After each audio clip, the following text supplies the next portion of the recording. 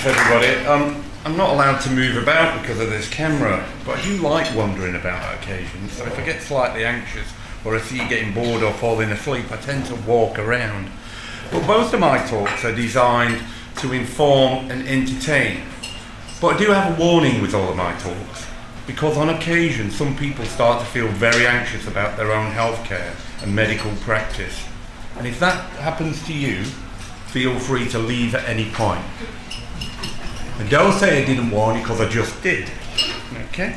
Now on my way up here on the train, I just thought I'd have a look at Newcastle University to see how educated you are in science and the medical world, just to see where we pitch our talk. And a recent survey last year coming out of Newcastle University said the proportion of people say they've met a medical research scientist in Newcastle.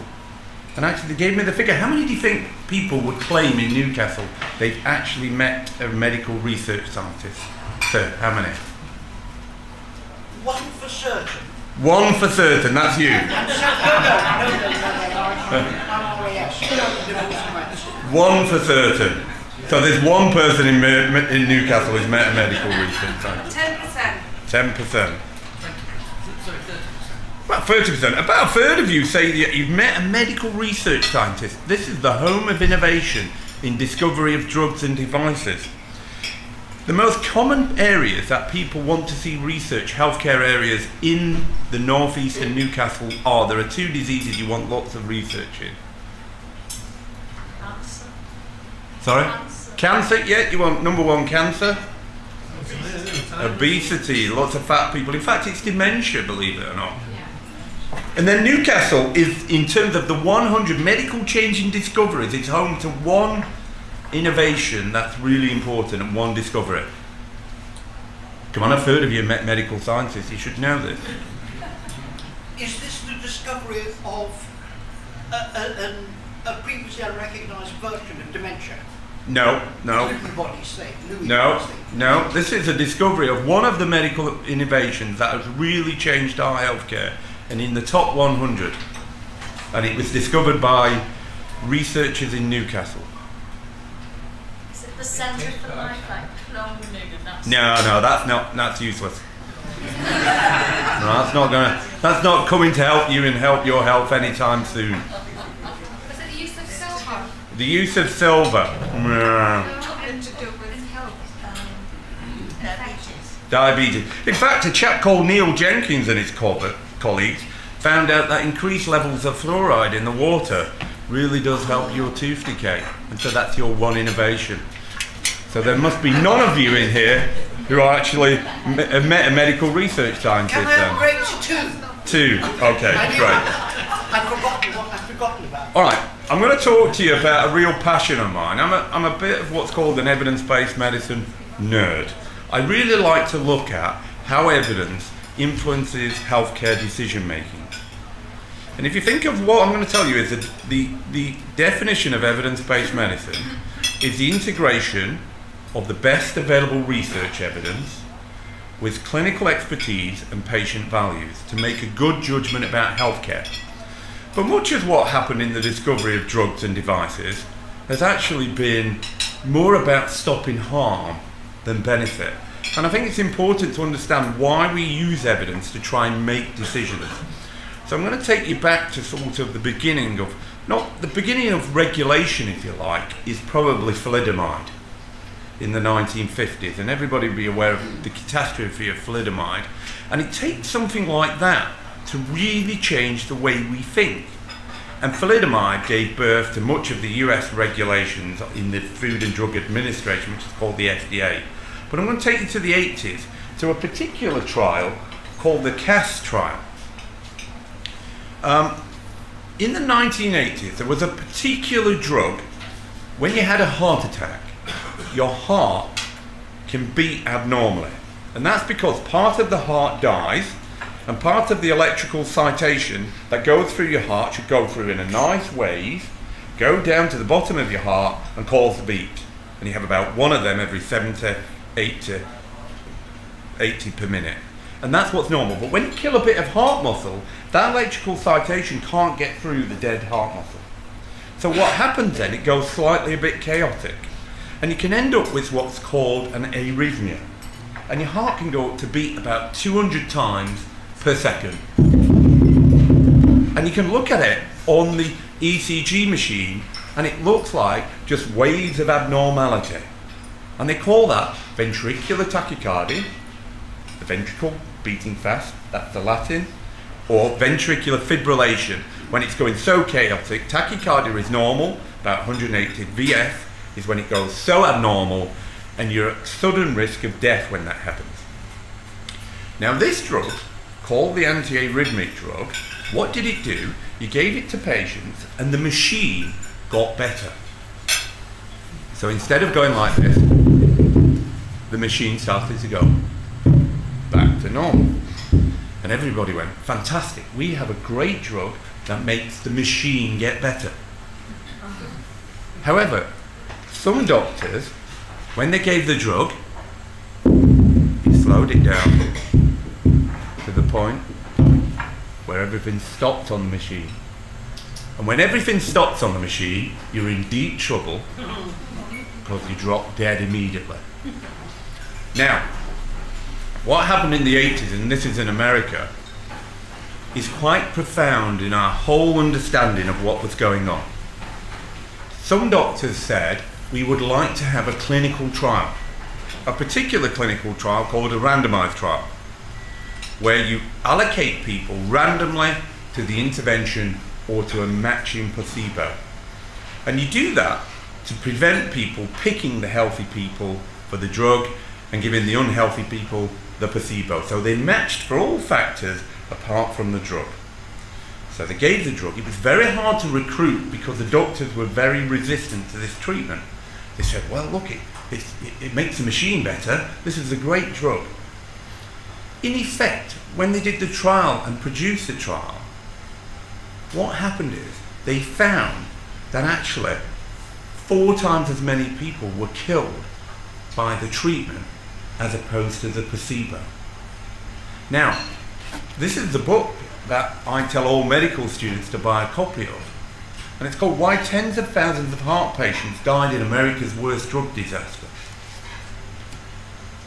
I'll just read you a bit. This book tells the story of America's worst medical drug disaster. Over just a few years, an estimated 50,000 people died from taking drugs intended to prevent cardiac arrest. After hundreds of thousands of patients routinely took these drugs, a definitive medical experiment proved they did not prevent cardiac arrest, as doctors had believed. Instead, the drugs caused cardiac arrest. Often the effect was so sudden and unexpected that people literally dropped dead while going about their normal lives. If you ask me, how many people, so that's about 50,000 people, that's only within the 2 years of the clinical trial, it doesn't include the bit before and after. How many people do you think died in the whole of the Vietnam and Korean Wars? I can only give you Vietnam. It was about 500,000. 50,000 Americans died in the war, not just of the Americans. Oh, so this yeah, drug, well, everybody. But this drug killed as many Americans in 2 years as it killed as many went to the war. And so that's a profound, important issue in terms of our thinking about trials. So you think, okay, we've learned everything, all disappeared. Well, let's shuffle forward to about 2000. In 2000, I was a medical doctor working in hospitals then, not in the land of general practice, and a new drug came out called Vioxx. And Vioxx is trade names called rofecoxib. This is a pain relief drug that was marketed as a brand new painkiller that didn't have all the potential side effects of non-steroidal anti-inflammatories which you see today, like ibuprofen or diclofenac, because they upset your tummy. This became the single most used drug in the world for pain relief in about a 3-year period. Me and the firm we were on probably put about 1,000 people on this drug at the time. Now I just want to tell you the timeline of the drug. So in 1998, the company Merck applied for the license to the US FDA for the drug. In 1999, the FDA approved the drug. The same year, they then started a clinical trial versus a drug called naproxen. By March 2000, a year into the license, a year into the trial, the company knew that the drug caused 5 times as many heart attacks as naproxen. They told the FDA there was no problem with the drug, because what they did is, in their own internal emails, they decided to say that everybody who'd had a heart attack had come off the drug and had stopped the analysis at that point. So they only sent the FDA the information on the people who were staying on the drug, even though they knew there was this increased mortality risk. It took another 2 years before we found out about this drug's problems. And that was another incredible lesson to learn about the way the market works, the way we work in terms of treatments and so forth, and how big business, this is $1 billion, outweighs human interest at times. In 2005, a Texas jury awarded a widow $235 million single complaint in the US for this drug because it killed her husband of a heart attack. Okay, so there's that. It's all disappearing. You would hope it's all disappearing, but I can go back now. 2006, another drug called rosiglitazone. And this was in a trial in the journal Lancet, and the acronym, they love acronyms in journals, it was called the DREAM trial. And I read this trial, and in there, it said this trial was designed to look at death and diabetes. That's called a composite outcome. You combine something with diabetes with death, and you say the drug reduces death and diabetes. However, it doesn't reduce the composite outcome, it just lowers your sugar. It has no effect on death.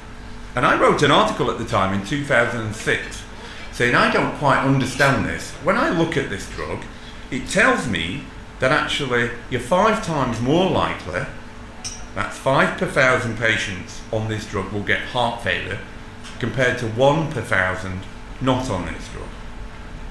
And that seems really bad to me.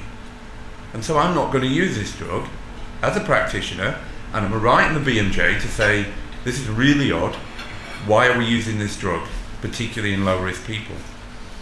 Again, this was the biggest selling drug for diabetes in 2005-06. $3 billion worth of sales.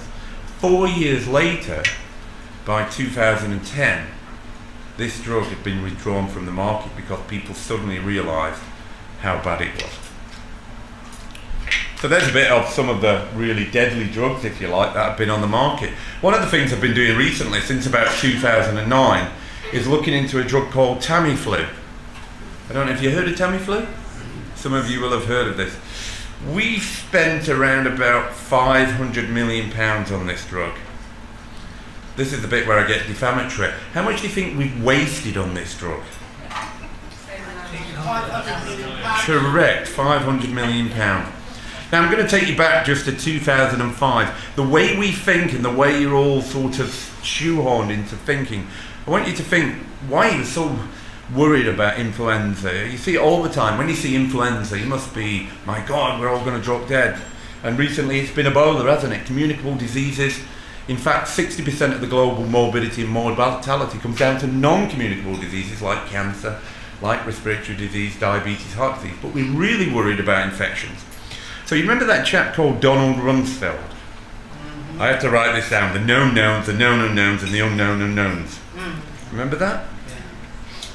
Well, in 2005, he commissioned, this is the thing about Donald, he was a shareholder in Gilead, who'd sort of given the Tamiflu drug to another company, Roche, and they still had shares, and he was a shareholder in Gilead and made a lot of money out of this drug, about $5 million, if you read The Independent, not me, $5 million he made out of this one drug when the share price went up. 2005, the United Nations issued a report, not on swine flu, that's 2009, we'll get there, on bird flu. Remember bird flu? Now that was really going to kill you. Now the bird flu report came out for our policymakers, and it predicted the number of deaths worldwide from this single entity. How many deaths do you think were predicted worldwide? 150 million. There were predicted 700,000 deaths in the UK alone, despite the fact we'd never had a death since or then, despite the fact there'd only been 96 deaths worldwide up to that point. We were going to have 700,000 deaths. We bought our first 14.3 million doses of Tamiflu, despite the fact it'd never been trialled in that disease, in that year. That was when we decided to stockpile. I had been in the government about a year ago and somebody said, why did we decide to stockpile this? And I said, do you really want to know this? And nobody can account for why we make these decisions. So, we bought 14.3 million doses. 4 years later, you must all remember where you were when the swine flu epidemic broke. April the 13th, 2009. Devastation was coming to a home near you soon. You were in deep trouble. Surprisingly, you're all still here. And many of us are, because it was actually a very mild disease. But I want you to can think of what I call the news to death ratio. So in the first 13 days, when the swine flu epidemic broke, there were a number of deaths. In fact, there were 31 deaths. In the same 13 exact days, you can look this up in the report, from TB, there were 63,066 deaths. If you look at the number of news articles, there were 244,442 for swine flu and only 6,501 for TB. That means you need 8,176 news articles for one death from flu, and for every 10 articles, one article on TB, you'll see 10 deaths. Now that's incredibly interesting to then see nobody cares about TB. It's not even on our radar. And the way the media portrays to you a hysteria, and it's all fed by academics, fed by the industry, to create a hysteria so that we buy into areas where I don't think we should be in sometimes, and it's disproportionate where we put our dollar. Now, I could go on to talk to you about Tamiflu. The fact is, when we bought that data and the drugs, 60% of the trial evidence had never been published. And we spent 5 years trying to access that data and eventually found it in 2013 and basically produced a Cochrane review on this area with the full data set, saying this drug does not reduce complications of influenza, does not reduce bacterial complications, does not reduce hospitalization, does not reduce death. What it does is lower your temperature. And in lowering your temperature, that's called alleviation of symptoms. And for that, we have spent £500 million. I went to the UK government, explained all this in December, and what did we do? We spent another 50 million stockpiling it. And we did that because if we didn't, we'd have to have put it all in the bin because it was running out of date. So we had a contract to renew the stockpile at a lower cost. So it was either throw it in the bin, which I said, or 50 million spent. Now, when you think about our healthcare dollar, there's a lot of money could be saved if we make sensible decisions. But we don't make them. So that's a whirlwind of drugs. And then devices are another area. Medical devices, and I know Tom through the metal hit scandal, and I'm really interested in devices as well. And devices is a really interesting area of evidence-based medicine. See, he's left with the anxiety warning, hasn't he? He's got too stressed already. I thought he's off for his prescription of Tamiflu. Devices are a whole different kettle of fish. At least in drugs, we have a regulatory framework, and you do have to do clinical trials. Interestingly, 2009, the austerity measures made it easier to get drugs through approval.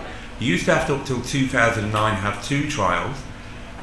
Obama brought in a fast-track innovation adoption bill because everybody was worried we were going to be so skint, we've got to be innovative.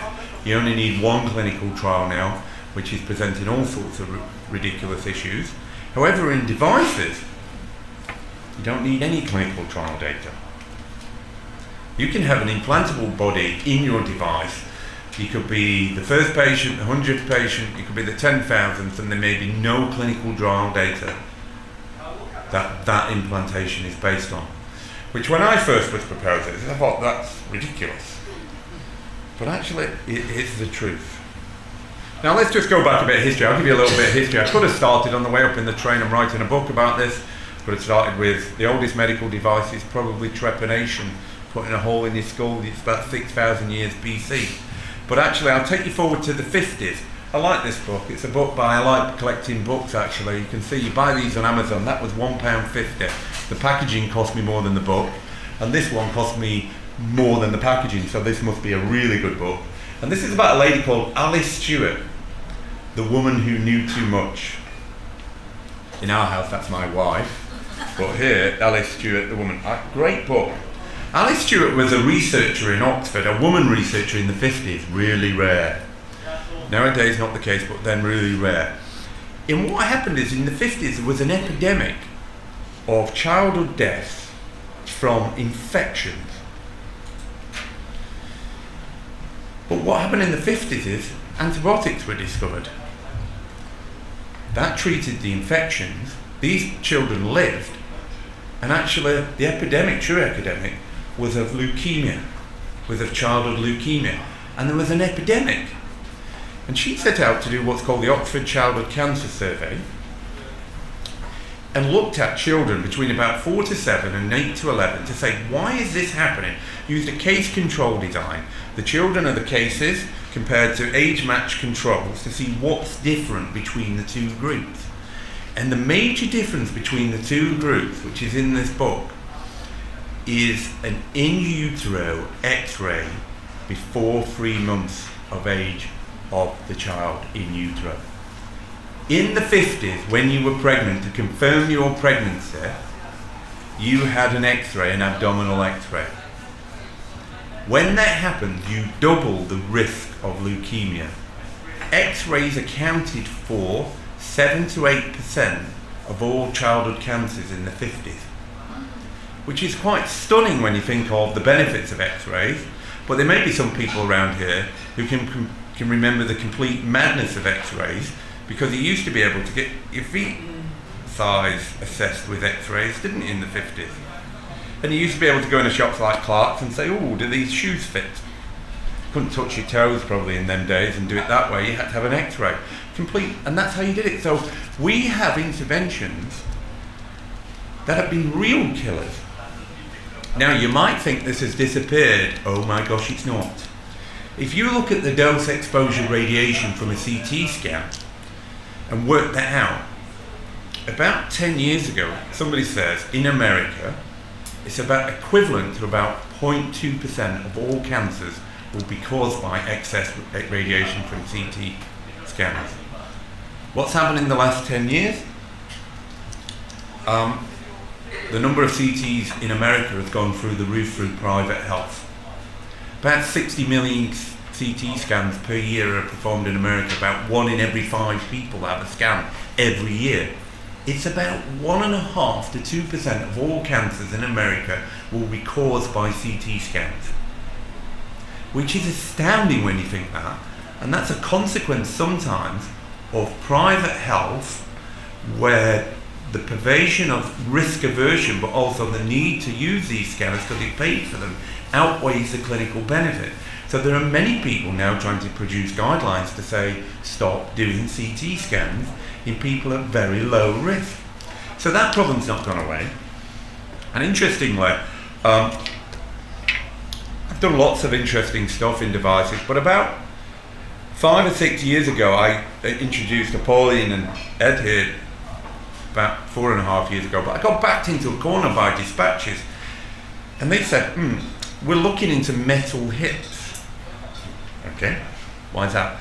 And they said, well, we can't find anybody who'll look at the data who's independent and prepared to say what the data means. So I said, well, send me the data. Up to that point, we have a fantastic innovation, a hip replacement, and about 10 years, 3% of them hips go wrong, and they're made out of ceramic. And in that intervening year, if you go wrong, you get them replaced, and they slightly dislocate. You need an operation that takes a bit of time, and you can't cycle up the Alpe d'Huez in the Tour de France. But along comes a metal hip, and you can get back to work quicker, You can give it to people who cycle in the Tour de France, like Floyd Landis, who took all them drugs, by the way, but has a metal hip from his arthritis, and he could continue taking the drugs and cycling up Alpe d'Huez. Looks good. Remember that short-term result that I told you about at the beginning, the antiarrhythmic? But what happened when you start to look at the long-term data? In fact, the trend line of 3% was starting to be met within about a year. And in fact, the failure rates are somewhere 15 to 20, if not 30% at 10 years. Not only that, metal on metal, as it starts to wear, releases chromium and cobalt into the blood, which is carcinogenic at about 300 times the normal dose. If you did this in industry, they'd shut the industry right down tomorrow. They go, that's it, we're stopping. Think about plane crashes when they happen. They have a massive investigation. You never hear very much in health about these issues. Nobody says we're going to have an investigation. Metal hits have now been removed completely from the NHS. Yet, unlike drugs, you can stop drugs. This is a real problem. Some people still have this implanted in them, and it's a real benefit harm risk. What do you do? And it's a very difficult decision. And the key, and I'm going to move on to, how long have I got? How am I doing? How long have I got before you need a drink? 5 minutes. 5 minutes.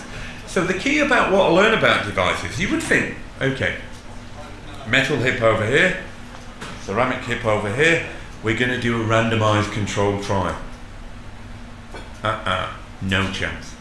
In fact, when you look at the device regulation process, there's a loophole in the US system called the 510K process, which is more rigorous than the European. I'll get to the European system, where you can use equivalents to get your device on the market.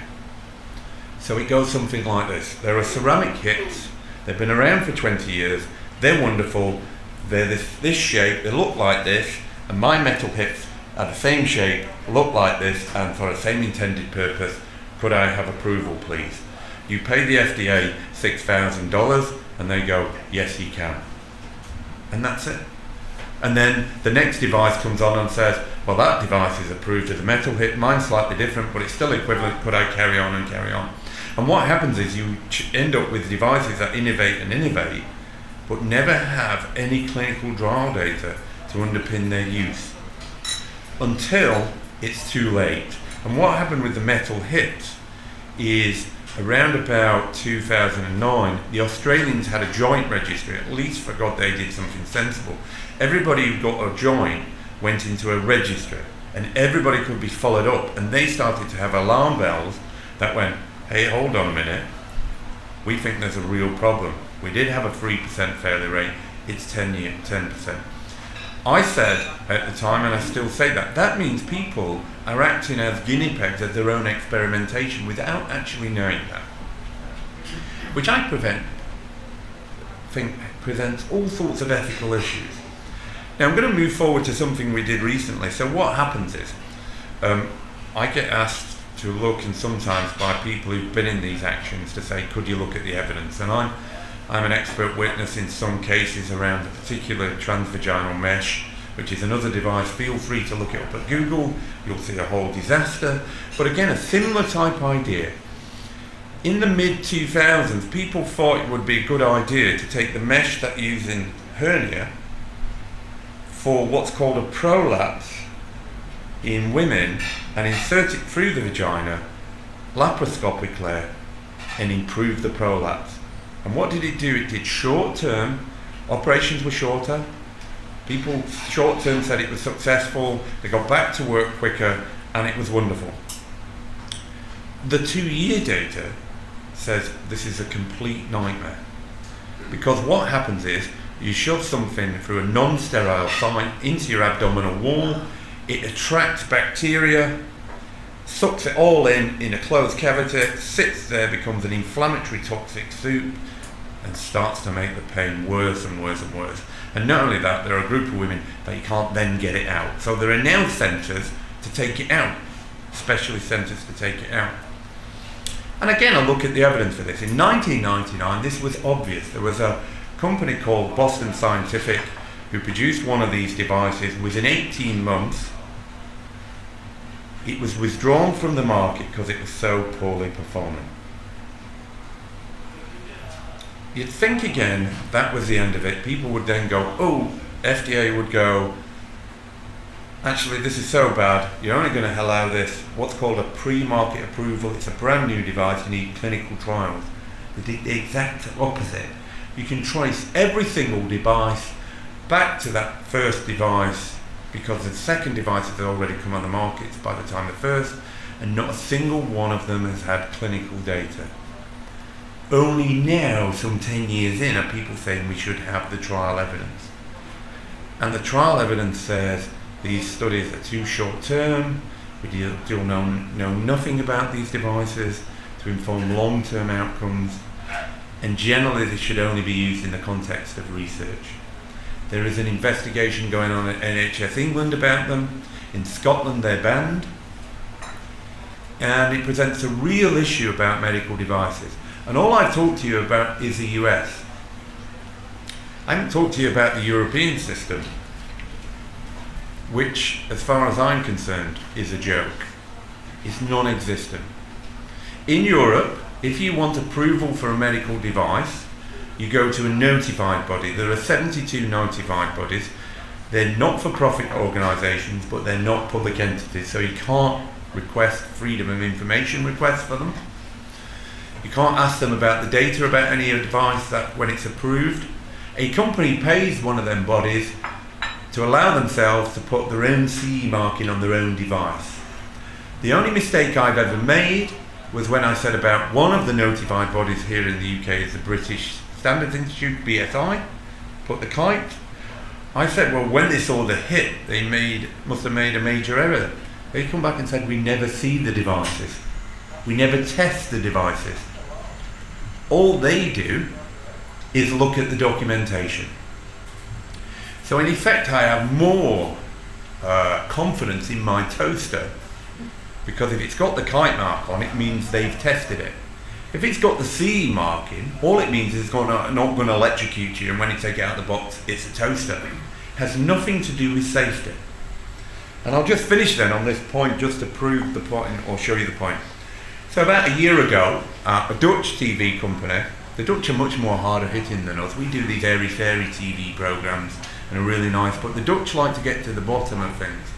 And so what they decided to do is they said, well, what we want to do is to create a company that doesn't exist and create a device that's a vaginal mesh that doesn't exist, and go to a notified body, let's go to the Austrian one because they're supposed to be one of the better, and get the device approved. This is the technical documentation and the book that contains all the clinical data that was needed for approval of this device. I decided not to work myself too hard. I took 2 hours to put the clinical evaluation together, picked about 8 papers off the internet, they're all in the back. The person doing the investigation has put pictures of themselves in here, waving their arms. We took the drawings, all the drawings of the worst performing device in the world, which has so many technical mistakes and errors that should alert it to anybody. They were met by the director of the notified body, who told them it would be no problem to get the device approved. And that, not only that, if they didn't like our consultants, they could appoint their own consultants. If they didn't like their evaluation, they could appoint their own evaluation. And this has then gone to the European Union on the basis of the complete lack of regulation on devices. So in effect, I'll finish there on the basis that any medical device or drug starts from the midpoint. On average, most interventions have no benefit. Some will be beneficial, it's a lot less than you think, and many will be harmful. And the key is a good evidence base to be able to ensure that we don't see more deadly devices and dangerous drugs. Thank you very much.